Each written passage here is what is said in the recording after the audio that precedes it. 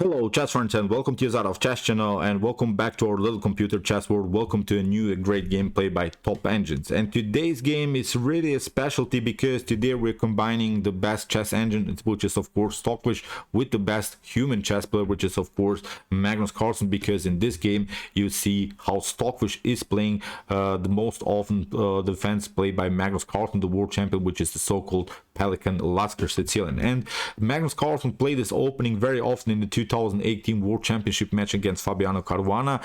Fabiano Caruana didn't find ways how to break this opening, because Magnus Carlsen was so well prepared in this particular lines, in this particular sidelines of this opening. So I think it's a decent opening that we can study, I think, and Magnus Carlsen also has a chessable course on this particular opening, so you can also check it out. It's really a great opening because in the beginning of this Pelikan Lasker Sicilian you're not showing your card. So because many times with moves as c5 and g6 you're already showing your cards that you're going maybe into dragon Sicilian structures, or if you play c5 d6 and a6, then of course you're announcing a neither Sicilian game. With the Pelikan Sveshnikov's Lasker Sicilian you're not showing your cards in an early stage of the game. That's, I think, a very important idea in chess, to keep the game flexible in an early stage of the game. And the cool part about the Pelikan Lasker Sicilian is that you reach a similar structure like in the King's Indian Defense, and it's not the same, but at least you're creating similar tactical ideas like in the King's Indian. I will explain you what's all about, what I mean about this, because you reach really a decent and dynamic position in which of course tactics can happen on both sides of the board. So let's check out now the game. So here Stockfish opponent Ruby played the move e4. We have now c5, knight to f3, knight to c6, and after d4, c takes d4, we have now an open Sicilian, knight to d4 and the c. After move knight to f6, here we're not touching anything, we're not touching pawns in the Pelikan Lasker Sicilian, which is the most important thing.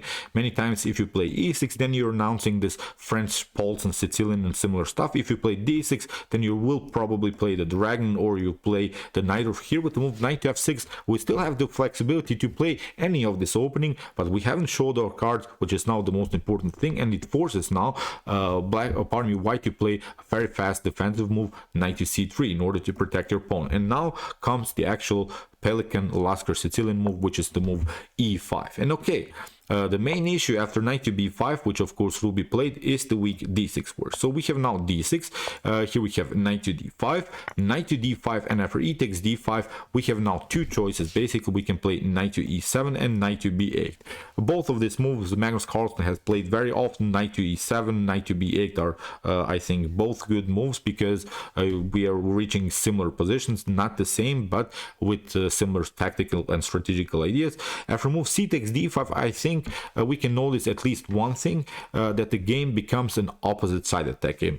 Although white and black will castle towards the king side, that's not a surprise that will happen, but we can notice always in the Pelikan Lasker Sicilian structures here that black has this dominant position on the king side, which is of course this 4 versus 3 situation on the king side. So black has a pawn majority on that side of the board, and also white has here pawn majority with this idea 4 versus 3 on that side of the board. So that's why you see many times in the Pelikan Lasker Sicilian, at least in this continuation, that white is simply attacking the queen side and black is simply attacking the king side. And that's what I meant about the King's Indian structure. In the King's Indian structure you have here a pawn on c7, which is of course not the same, but still you have this compact setup d6 e5, and we're trying now the normal King's Indian move, which is of course the move f5. So that's, I think, something that's good in the Pelikan Lasker Sicilian. At least we have somewhere to attack, at least we can create really this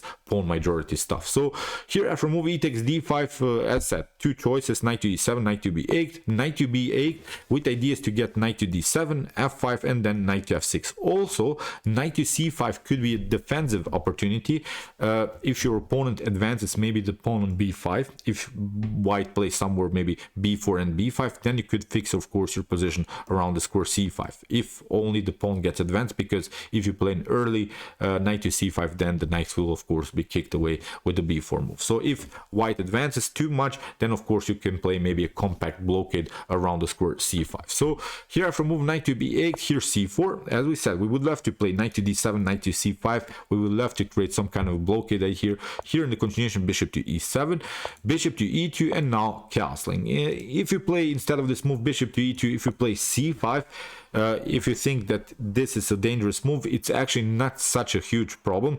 Of course, what black should not do is, of course, d takes c5, then you get d6, bishop to f6, and then with knight to c7, you lose the rook on a. So that's why black doesn't have to play the game like this, can maybe even castle immediately after something like, I don't know, c takes d6, bishop to d6, knight to d6, queen to d6, and okay, white has the bishop here on the board.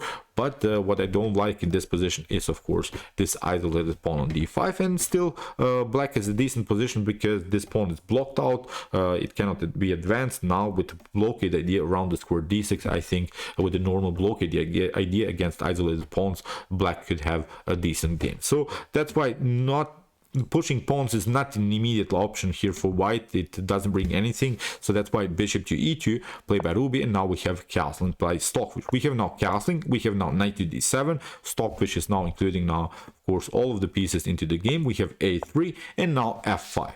We have f3, knight to f6, and now bishop to e3. With the support, of course, of the c5 square, this idea comes because b4 c5 is now the main issue for black, because if that happens, if you don't protect this position in a decent way, then you get simply smashed by this queenside pawn storm that white can always create. Here the continuation a6 played by Stockfish. Stockfish doesn't want to tolerate anymore this knight on a very active square, because when we're trying to attack our opponent's side of the board, then we want to bring pieces on that side of the board. So that's why this knight is really annoying there. So that's why a6. But with this move, when we get something with a particular move, then of course you create new weaknesses. And I think the main issue is also here the dark square problem that black has created now with the move a6. Of course, we have now knight to c3 and now knight to h5.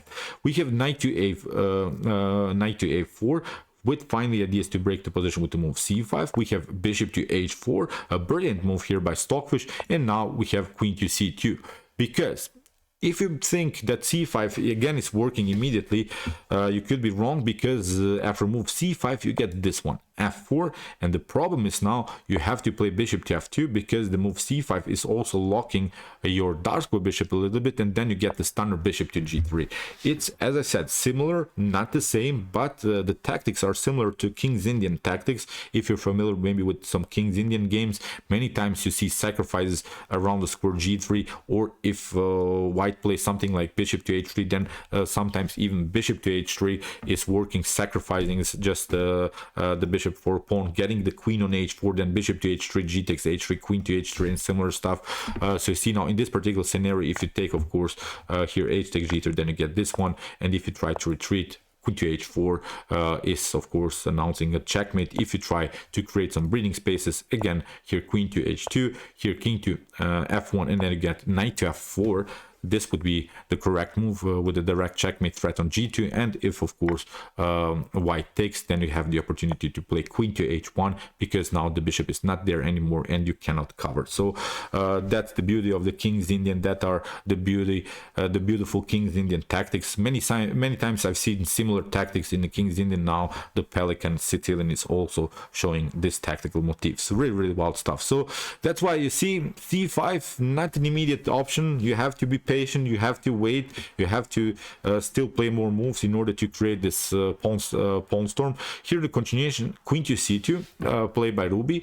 Ruby is trying now also some different ideas. Is trying bishop to d3, creating a queen and bishop battery on light squares, because the h7 is also a little bit weak, and then also of course with b4 c5 this tactical idea. So here in the continuation we have b6 by Stockfish. This is really a sick move, and you'll see a couple of sick moves here by Stockfish. It seems so that something is wrong here, because of course this pawn can be taken by the bishop and the knight, but the problem is now this continuation. If you take, let's see now this one, if you take with the bishop to b6, then the bishop is again a little bit too far away from the action. It's simply not a good defensive piece anymore, because we can say that also white has several dark square problems here in front of the king. Here after move bishop to b6, we have queen to g5 as an opportunity, and you have to, I think, bring now the bishop into the game. And now with knight to f4, I think black is here already in a good position, although lost a pawn, but now you see the pieces are dancing around white's king. Here in the continuation, I think we can use also some other motifs like rook to f6 and then rook to g6, creating here some madness. Even if g3 happens, it's not a problem. Knight to h3 will happen and similar stuff. So as I said, white has really a bad time now. White has really to struggle in order to defend this position. So let's see now the continuation after move knight to b6. Knight to b6 is even worse because here we can play f4 immediately, because now it's actually the knight that has again taken the square for the bishop. And even if you try, let's see, knight to a8, then we take of course this one, and after bishop to d3, it's not the point anymore to protect your h7 pawn. Who cares about the h7 pawn, because it's time now to bring all of the pieces into the attack, because in this scenario queen to g5 is happening. Now you see the beauty of the King's Indian attack, sort of. Again, the pieces are dancing, all of these pieces are so active. The bishop is there with opportunities to break and enter on h3 with rook to f6, rook to h6. Also we can include the rook into the game because these pieces are simply too far away from the action. Of course white took the rook, but now the knight has some trouble to get back into the game. So in this particular scenario, after move queen to g5, okay, you can maybe play one check, not a problem. We can simply hide with our king. Queen to g3, this would be of course the main idea, to somehow simplify the game by trading off the queens. And then of course we have this up the exchange situation, so that's why after move queen to g3, that's not the problem, because you get this one. Really brilliant tactics. This wasn't played in the game, but as I said, this is simply something that we should study, because some of this position can happen to you and will probably happen to you if you play similar ideas, similar openings, especially King's Indian structures. After move bishop to f2, maybe you could try here king to h1 to escape, but now queen to h4 with ideas to play knight to g3 is, I think, simply winning the game. So that would be the continuation after this move. Even if you try maybe something else, if you don't after move knight to b6 and f4, even if you try bishop to f2, then bishop to f2, rook to f2, and again I think white can sneak in with bishop to f5, queen to g5, again knight to g3 could be an opportunity, f takes g3, rook to f6, rook to f6, rook to h6, and similar stuff. Again, I think white has a decent black has a decent activity and will find great ways how to create some madness all over the board. So here of course we can also take out this one, so everything is pretty much hanging. So this is not good, this knight takes b6. So really wild stuff how Stockfish calculated this everything. So here in the continuation after move b6, here in the continuation Ruby tried b4, tries of course to continue the pressure on the queen side, and now finally rook to b8, because now knight takes b6, rook takes b6, bishop to b6, queen to b6 is a much better position, because you don't want to give such an active bishop like this and the knight like this just for a rook. So that's why no taking over here on b6. So here in the continuation we have c5. Finally Ruby is breaking and entering with this move, but Stockfish has of course its own ideas here with move f4. The bishop has to retreat, and now bishop to g3 again this tactical motif you cannot take. Of course we have analyzed this one, h takes g3, bishop f takes g3, and then queen to h4 is simply winning the game for white, pardon me, for black. So here bishop to d3 played by Ruby. We have now b takes c5, we have b takes c5, and now queen to h4. The queen is getting into the game, and now h3. If you try again bishop to h7, it's not better, because again king to h8, a calm move. Of course we have now h3, and again bishop to h3, g takes h3, queen to h3. You have to play something like bishop to e1 in order to liberate this second rank and try to protect everything. But again with bishop to e1, rook to e1, knight to g3, you have to bring the queen into the game, and now we can take, and after king takes h2 we can take out also this bishop, and again black is much better. So this is not good. That's why let's go back here after move h3 was played, not this move bishop to h7, and of course we have now a brilliant move by Stockfish, rook to b3. This is really a pervert, sick, brutal move by Stockfish. Look at this rook. it getting on b3, what Stockfish is trying to do is get rid of the light square bishop, because suddenly the light square bishop, of course, of white became a monster piece. Now in the continuation we have bishop to h7, so Ruby is trying to stay with the bishop on the board. We have now king to h8, but now Ruby takes, and also here this one, king to h2. Even if you don't take here, maybe the rook, if you try something else, let's see, maybe something like bishop to e4 to try to cement everything, then rook to e3, the rook will come into the game. And again, now with bishop to h3, I think black could face, white could face really some tactical problems here. So really wild stuff here in the continuation. After move rook to b3, as said, bishop to h7, king to h8, we have queen takes b3, king takes h7, and now queen to d3. Another problem, because we have now this intermezzo, bishop to f5, the queen has to get back, and now rook to f6. All of these pieces are, look at this, to aiming really towards the king side. Now with rook to g6, you see, although we don't have anything here on the queen side, but now look at this, the queen is there, the bishop is there, the knight is there, this other bishop is here, the rook is coming into the game. This is, I think, a tactical madness that Stockfish is preparing here. Now after move rook to a2, of course Ruby recognized that if something gets cleared, then we have to protect simply our second rank. We have now very nice move here by Stockfish, e4, we have f takes e4, and now bishop to h3. We have now bishop takes g3, we have knight to g3, kicking away the rook. We have now e5. Even if you try g takes h3, it's not so good. It seems so that this could be defended by white, but it's a huge problem after this move. f3 is winning the game, and let's see now possible continuation. You can maybe try rook to h2, but then you get knight to e2, and even if you try rook takes e2, then you get first the check. That's the main issue. And here if you try something like king to h1, then we can take out this one, and you see now you have to make a decision. Queen takes e2, but now it comes with this idea. Here you have to play queen to h3, then with king to g1 we can of course play a rook to g6, and you can have to cover now with the queen, or you lose the saving material. If you try this one, then you get of course here queen to g3, it's again a checkmate. So really wild stuff. If you try here after move e5, here in continuation, as we said, here d takes e5, played by Stockfish, so no counterplay so far here for white. In the continuation we have now g takes h3, but basically a similar position happened, because now Stockfish has the opportunity to push the pawn on e4.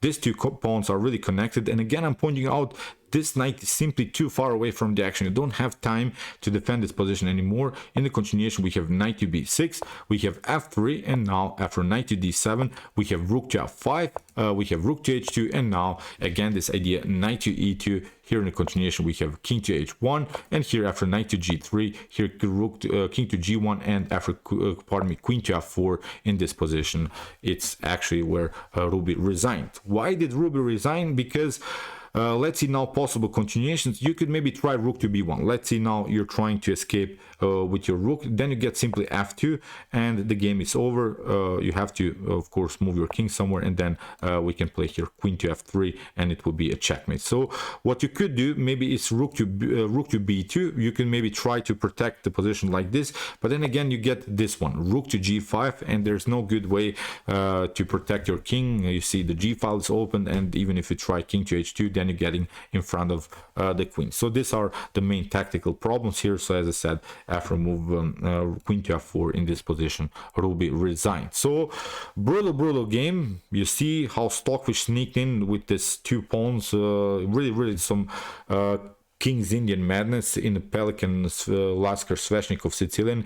These are the main tactical motifs. So if you're not maybe into such sharp openings, don't try it even out, because I'm sure that Magnus Carlsen played many times this tactical sharp ideas of this particular opening, but still this is really wild what Stockfish saw, especially with this move rook to b3. That was a sick move, simply placing the rook like this, getting it into the game, sacrificing then the exchange for the bishop, and then getting the pawns mobile. I think this was simply a tactical brilliancy.